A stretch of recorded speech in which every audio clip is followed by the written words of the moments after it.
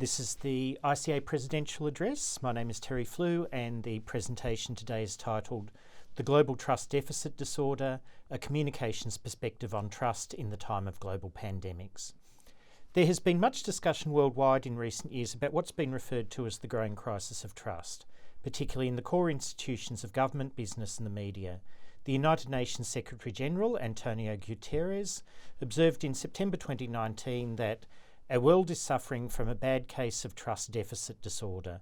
People are losing faith in political establishments, polarisation is on the rise and populism is on the march. Survey data from a variety of sources has been pointing to declining levels of trust in social, economic and political institutions, in people that we do not know or who are culturally different, and in expert opinion. The rise of populist leaders in a number of otherwise disparate parts of the world has been seen as symptomatic of a rise of distrust in institutional elites and established modes of governance, as well as concerns about growing social inequality and a perceived decline in economic opportunities. And this populism, of course, can take a variety of particular forms, from right-wing nativism and illiberal democracy to the left populism that some have talked about. Importantly, as Claes de Vries and his colleagues have observed, populism is as much a communications phenomenon as a socio-political one that has a communicative style as well as substantive content, and where the communicative tools used for spreading populist ideas are just as central as the populist ideas themselves. So this rise of mistrust is a matter of growing concern in the corporate world and among global elites. At the World Economic Forum in Davos, Switzerland, the trust deficit was identified as a major barrier to economic growth, digital innovation and social cohesion, with trust being described as the ultimate human currency. Crises of trust are also seen in civil unrest in many parts of the world. Indeed, at the end of 2019, one could see protests in cities as otherwise diverse as Beirut, Lebanon, Santiago, Chile, and Hong Kong that dominated global news. These protests had diverse proximate causes that range from increases in buses and train fares in Chile to a proposed tax on the use of the WhatsApp app in Lebanon to a proposed extradition bill between Hong Kong and China. But all reflected widespread distrust of and discontent with practices of government as usual, and the demand for greater accountability on the part of the political classes in these places. In this presentation, I want to focus upon three propositions. First, I'll identify the study of trust as a rich interdisciplinary field that links communication to other branches of the social sciences and humanities in distinct and important ways. I'll follow the historian Jeffrey Hosking in defining trust as involving attachment to a person, collective of persons or institution based on the well-founded but not certain expectation that he, she, they will act for my good, that builds upon the expectation based upon good but less than perfect evidence that events will turn out in a way not harmful to me. Second, I'll argue that we lack a comprehensive and systematic account of how trust has been understood across the diverse field of communication, and that developing this understanding would involve integrating macro-societal approaches with the meso level of institutions and organisations and the micro level of interpersonal and intergroup communication. Third and finally, I'll propose that a focus upon questions of trust will open up new perspectives on two important topics: the future of news media and journalism, and the global rise of populism, that go beyond the focus upon truth, falsehood and ideology that have been dominant framings within the field. As we know, there has been a great deal of empirical evidence gathered in many countries that points to a crisis of trust. The best known studies are the Edelman Trust Barometers that have been gathered since the year 2000. Reflecting on the findings of 20 years of Edelman surveys, the broad trends that have been continuously identified are five. The large and growing trust gap between the more educated and well-off sections of national populations and the mass of society.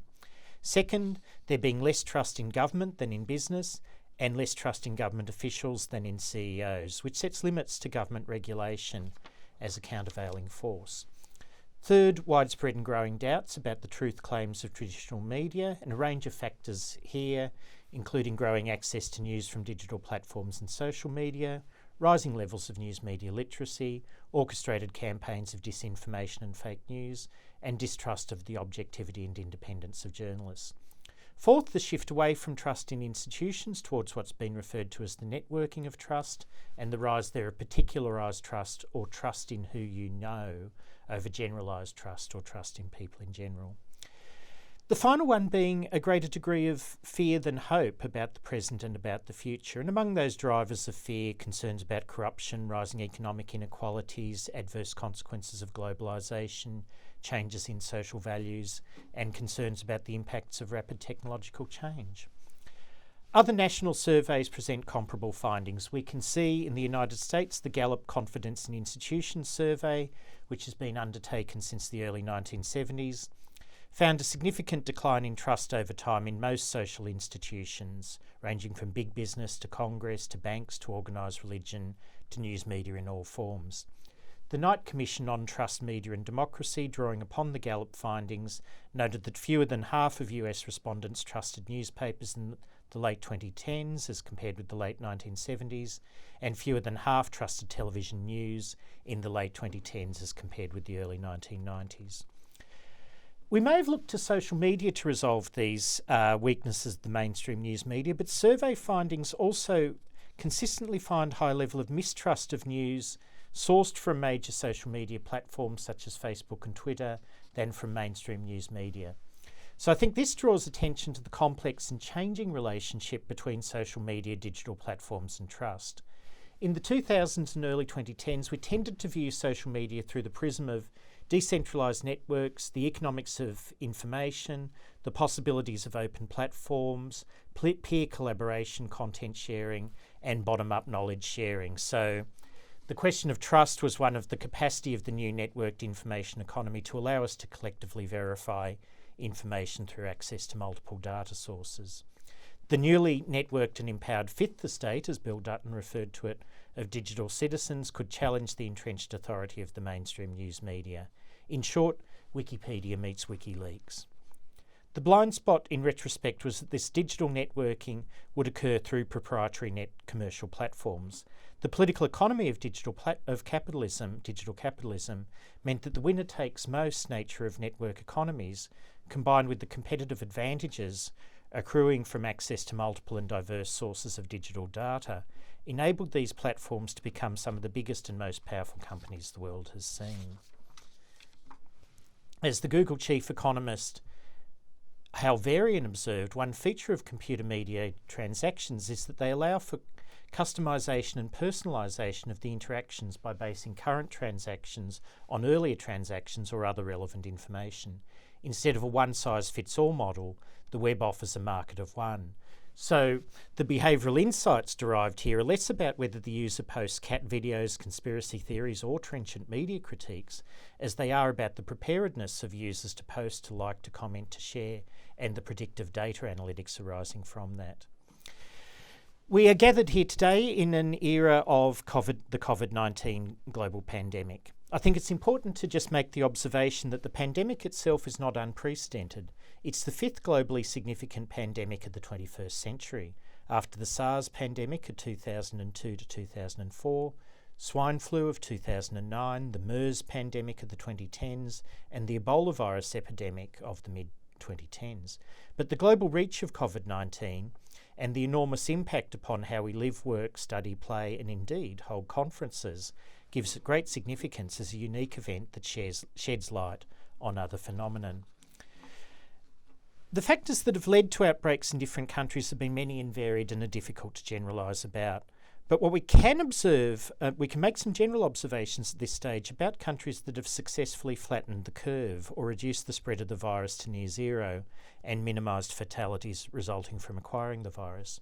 Germany, South Korea, Vietnam, Australia and New Zealand are very different countries with quite different systems of government, but all have been more successful than others in flattening the curve, in ways that suggest some common features of successful governance of the crisis. These include a preparedness to listen to and act upon expert advice, a robust public health infrastructure, and importantly, a degree of trust on the part of citizens to accept the advice of those of governments and others to act accordingly, as with the requirements for social distancing. From this perspective, what's important is less about big government or small government or state regulation versus liberalised markets, but rather what the political scientist David Levy-Fowler has termed big governance, or the extension of regulatory functions into business, co-regulatory agencies and civil society organisations. In this paradigm, governments can be both smaller or more accurately leaner and more effective, as the model is one of partnership and policy co-design rather than competition and political antagonism. The COVID-19 pandemic has also thrown questions of trust into sharp relief. In some parts of the world, there have been highly visible civil disobedience campaigns against public lockdown edicts. But trust issues have arisen, even in those countries where the overall response of citizens to the government's handling of COVID-19 was generally positive. In the cases of Australia and Singapore, for example, controversies have arisen around contact tracing apps promoted by government to better detect the likelihood of infection spreading among people. And these point to tensions around trust in governments with the holding of data. And in Australia, these related to federal police raids on the homes and offices of journalists and perceived overreach in anti-terrorism laws. Turning now to the study of trust as an interdisciplinary project. As trust is such a core element of human interaction, there is an extensive literature across a range of fields around it, including contributions from philosophy and applied ethics, history, political theory, psychology, economics and sociology. Nicholas Luhmann made the point that a complete absence of trust would prevent one even getting up in the morning, while the philosopher Honora O'Neill observed that each of us and every profession and every institution needs trust. We need it because we have to be able to rely on others acting as they say they will, and because we need others to accept that we will act as we say we will. So this points to trust having a degree of confidence in certain outcomes, but also to the uncertainty as to whether they will in fact be realised. It is not synonymous with truth, and I want to return to this point, although truthful interactions characterise trustworthy people and are a prerequisite for trust relations. Trust also needs to be differentiated from belief. Since verification is always a contingent dimension of trust, we don't trust that the sun comes up in the morning. Trust is only a meaningful variable where there is the possibility of its betrayal. It's a foundational concept of both Western and Eastern philosophies, and we find in the work of Thomas Hobbes, trust is central to the social contract. To John Locke, trust is at the centrepiece of his conception of modern government. For Kant, trust is implicit in the categorical imperative. We cannot be autonomous subjects in the absence of trust in and respect for others. And in the Analects, Confucius told his disciple Su Kung that the requisites of government are that there be sufficiency of food, sufficiency of military equipment, and the confidence of people in their ruler. His further advice, when asked if one had to give up one of these three, what should one give up first? Confucius said, give up arms. But then added, when Su Kung asked if one had to give up one of the remaining, which should one give up first? And he said, give up food. Death has always been with us since the beginning of time, but when there is no trust, the common people will have nothing to stand on. Trust concerns personhood, or what it means to be both a trusting and a trustworthy individual. Trust can be a general attitude, but it is also a form of situated or applied ethics. A person who is a medical professional, a lawyer, or a journalist, for instance, has a professional code of ethics which they are obliged to adhere to over and above questions of their personal morality. It has both objective and subject dimensions, elements that are dynamic and context dependent, underpinned by the ethical character of individuals and institutions. A persistent factor in the decline in trust, and particularly in political trust, is the loss of legitimacy arising from failures of trust that can range from evidence of corruption and favouritism, the delegation of authority to unelected entities and experts, and to policy errors. The French political theorist Pierre Rosanvallon described trust as an institutional economiser in that it eliminates the need for various procedures of verification and proof. But since we can't trust those who we trust to be trustworthy, we have to think about what are the mechanisms that address questions of mistrust.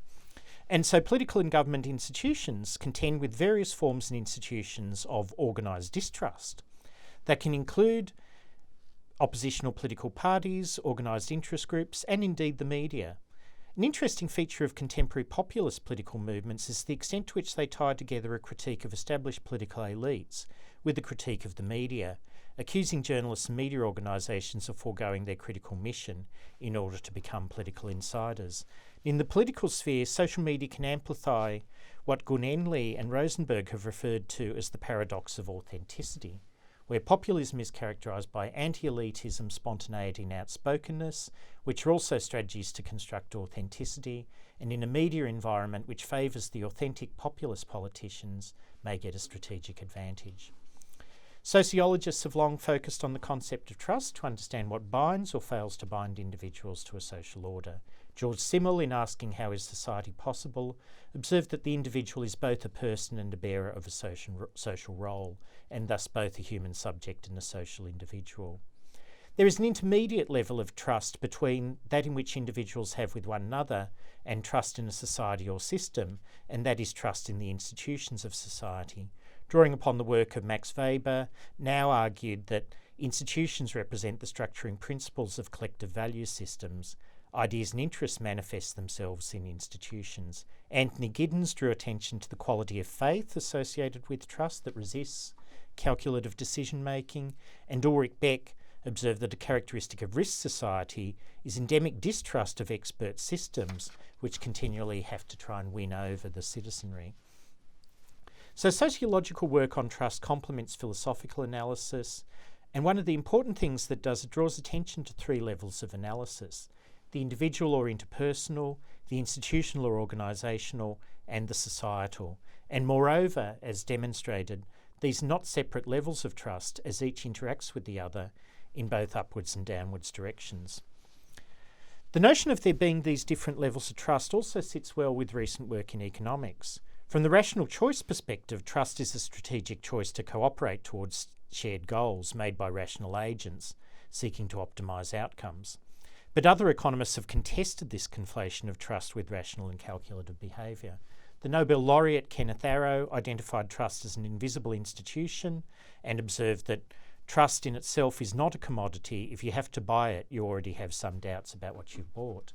Similar points have been made by Oliver Williamson that trust goes beyond strategic calculation, and by Alfred Hirschman, who associated trust with morality, civic spirit, observance of ethical norms, love, and what Adam Smith termed benevolence, and suggested that the devaluation of trust and civic virtue in favour of self-interest paralleled the underestimation of the value of voice or participation in organisational decision-making as compared to exit. And Nick Caldry has drawn upon this in his adaptation of Hirschman's pioneering work on exit and voice. We also find that the multi-layered elements of trust point to trust as an informal institution, to use the phrase of the new institutional economists. And I think that we can give close attention to the role played by communication in connecting the different levels of institutions, societies, institutions and cultures. One curious feature of the trust literature has been the relative lack of reference to communication scholarship in the field. It's often constructed in functionalist terms as contributing to trust and being part of, if you like, the glue that makes the society hold together. This subsidiary positioning of communication by sociologists and others is in contrast to people such as the philosopher John Dewey, who observed that society exists not only by communication but may be said to exist in communication, Raymond Williams' observation that society is a form of communication, and James Carey's description of communication as the process whereby a culture is brought into existence. Recently, Christian Fuchs has also defined communication as the process of the production and reproduction of sociality, social relations, social structures, social systems and societies. So communication has a core role in the structuring of the social order. Communication as a field also brings considerable conceptual resources to questions of trust, and among the many theories that arise in this field include theories of the public sphere, the spiral of silence, agenda setting theory, the concept of framing, communicative action, active audience theories, cultivation analysis, and more. Recent work on post-truth, framing in network environments and effective news places communication scholarship at the forefront of debates about populism, misinformation, and crises of generalised trust, particularly in liberal democracies. There is also a growing literature on trust in news media. that advances beyond general statements about fake news and echo chambers to systematic cross-national analyses of trust in different news brands. I've been doing some work that is published elsewhere of a literature review of uses of the concept of trust in ICA journals, which I won't focus upon here, but I'll note a very important period was the 1970s here, with cultivation analysis and the work of George Gerbner, Larry Gross and the Cultural Indicators Group. The growing influence of public sphere theories from about the early 2000s.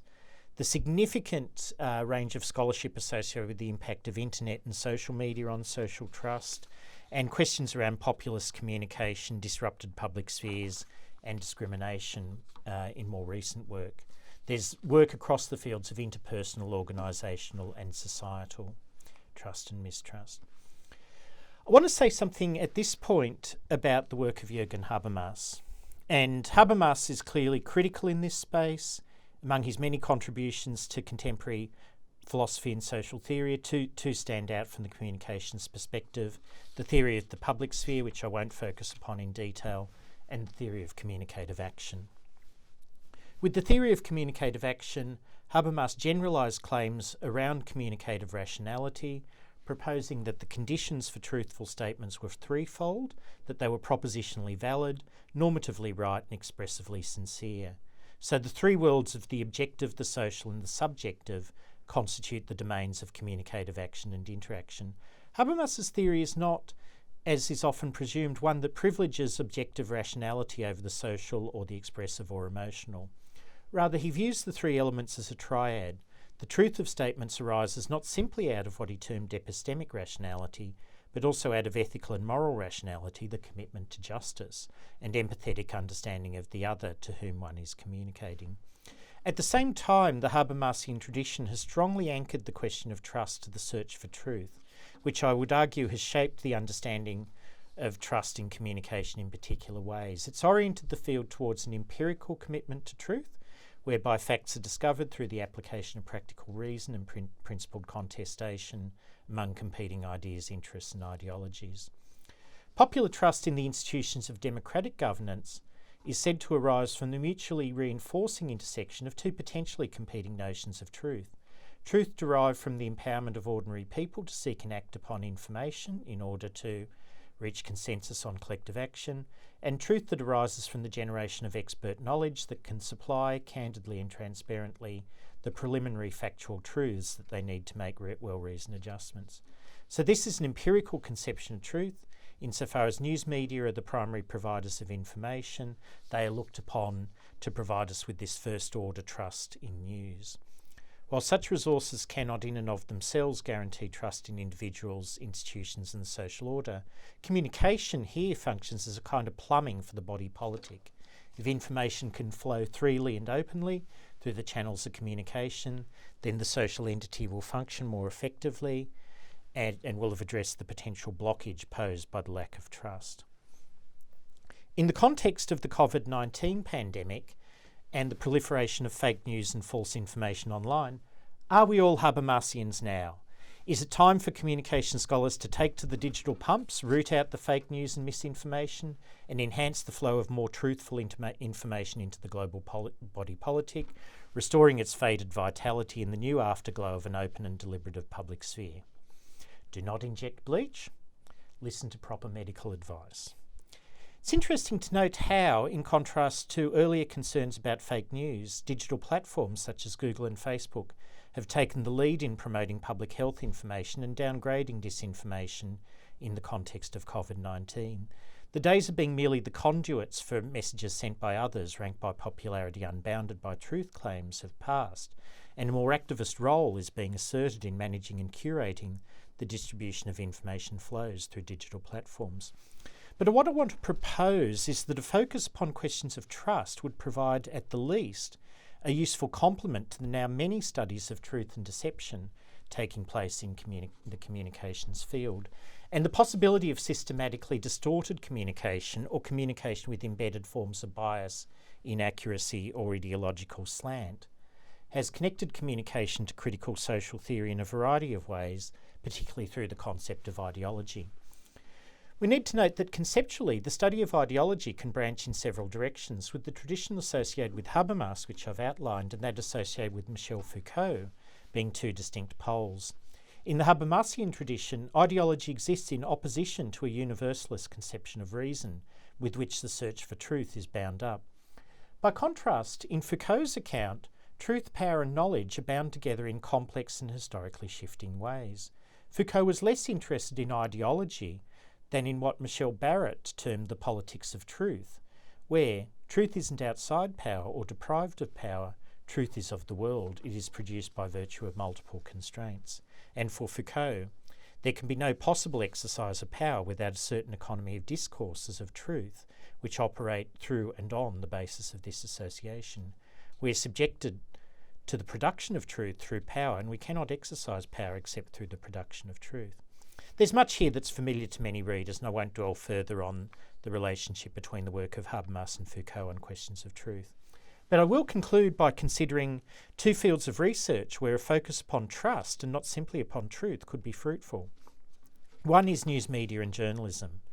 The 2000s have been a thriving time for journalism research in almost inverse relationship to how actual news organisations have been faring as businesses around the world.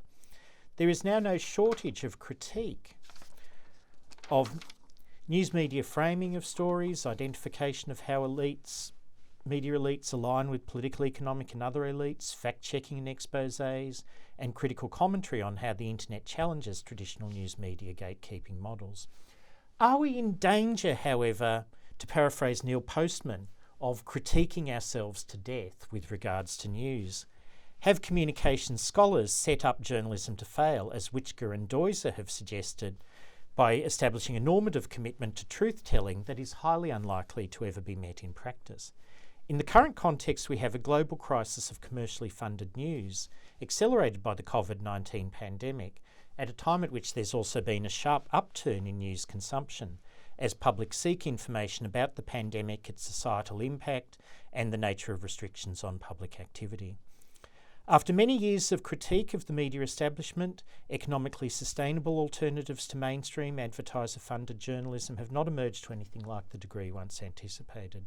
The new digital-only news publications are proved to be vulnerable to changes in digital platform algorithms and cannot hire journalists on anything like the scale of traditional news media. It is also not apparent that the public has embraced alternative news sources to the degree that was once anticipated. To take one example, the survey of election news consumption during the 2019 UK general election undertaken by the Reuters Institute for the Study of Journalism found that 67% of time spent on online news sites was spent on 5 sites: BBC News, Daily Mail, The Guardian, The Sun and The Mirror, and at least 80% of the time, and perhaps close to 90% of time, was spent on mainstream news sites. It's been a consistent finding of surveys on trust in news that news content accessed from social media is trusted less on average than that accessed from traditional news brands. So demands that journalists tell the truth, engage in fact-checking and avoid misinformation are at the core of the expectation of news media in liberal democracy. At the same time, the expectation that such measures will fully address trust issues with the news comes up against a variety of problems, one being that the provision of factual information is not the only function sought from news media, another being that from the consumer perspective, we not only seek accurate information but also derive psychic benefit from consuming stories that conform to already existing shared mental models of how the world does or should work. If there is a turn from commercial news media to being primarily advertiser-financed to being increasingly funded by its users or subscribers, a trend that was occurring well in advance of COVID-19 and will no doubt be accelerated by it, then we're likely to see a rise in both partisan news media and commercial success for those news brands perceived to be most trusted by their users. In this respect, understanding the bases of trust in news and in different news brands is an important goal for communication scholars, as exposing untruths and misinformation, as truth is a necessary but not sufficient condition for gaining trust. The second issue I want to consider when discussing communication, truth and trust is the global rise of populism. This is a topic that has ballooned over the last 5 years, and as Benjamin Moffat has observed, the legacies of populism will continue to animate political life long after the current wave of populist leaders, since while a populist actor can disappear from the political landscape, he or she can have significant long-term cultural and institutional effects that, for example, a post-Trump Republican Party and US politics more generally will surely have to grapple with. Populism tends to be defined, among the many and varied accounts of it, as involving three things: a distrust of national and particularly global elites, a championing of the people and the popular will against such elites, and a propensity towards what some would term conspiracy theories, or more favourably viewed, alternative explanations of social phenomena to those which are dominant among the most prominent official decision makers in government, business, academia, the media, etc. It's the last of these that's become a particular preoccupation in the age of COVID-19, as public health officials and certainly some political leaders find themselves facing off against a Byzantine series of theories of the sources of the virus, the interests that lie behind current public policy towards the pandemic, and the implications of the lockdown. Take a bat from Wuhan, a 5G phone tower, Bill Gates, Marina Abramovich, the Chinese Communist Party, 3 lizards, add water, blend for 15 seconds, and voila! The truth of the pandemic. As with disinformation and fake news generally, considerable academic and other resources are being devoted to addressing the spread of COVID-19 conspiracy theories, and as I noted earlier, and in contrast to the patchy and belated response to the spread of fake news in 2015-16, digital platform companies such as Facebook have been at the forefront of responding to its spread. But again, the roots of the circulation of conspiracy theories are not necessarily to be found in the conspiracy theories themselves. A focus on trust and both the sources and consequences of distrust may be useful here. The historian Charles Tilley has observed, going back over centuries, that trust networks have been one way in which groups have banded together historically in the face of rulers and institutions that they distrust, and that such groups require stories that bind them together in the face of adversity. It may be that conspiracy theories are one of those integrative devices that bind groups and communities together who perceive themselves to be removed from existing elites and power networks. In which case, rather than playing whack-a-mole and trying to drive conspiracy theories off the internet, surely a Sisyphean labour, since social media is a classic incubator of in-group identities, we could instead be looking at the factors that are promoting distrust of social, economic and political institutions. Evidence of political and business corruption, lack of accountability and transparency of key institutions, poor governance practices, rising social and economic inequality, a gap between the winners and losers from economic globalisation, failure to adequately scrutinise powerful institutions by the media, all suggest themselves as factors that could catalyse rising levels of mistrust, which extends in its outer reaches to conspiracy theories and populist movements. To conclude, as communications scholars, and in the context of the COVID-19 global pandemic, we have some unique challenges and contributions to be made. The response to COVID-19 has been a large-scale, real-time experiment in reconfiguring relations between face-to-face interactions and mediated communication, and our field is well placed to analyse the implications of such shifts. We also have a great deal to say about the sources of societal mistrust and the role played by communications in this. We need to go beyond the ethics of the expose, where we critically reveal the operations of power, the villains behind the curtains, to the ethics of community, shared responsibility and care. This would distinguish our critical work from the stew of angry populism and conspiracy theories, all of which lay their own claims to the truth. Finally, COVID-19 has drawn attention to important questions of governance and the relationship of trust to effective stewardship of resources and harnessing of collective effort. Lessons learnt from the pandemic, both positive and negative, will be invaluable to the other pressing challenges that we face, most notably addressing the global implications of climate change.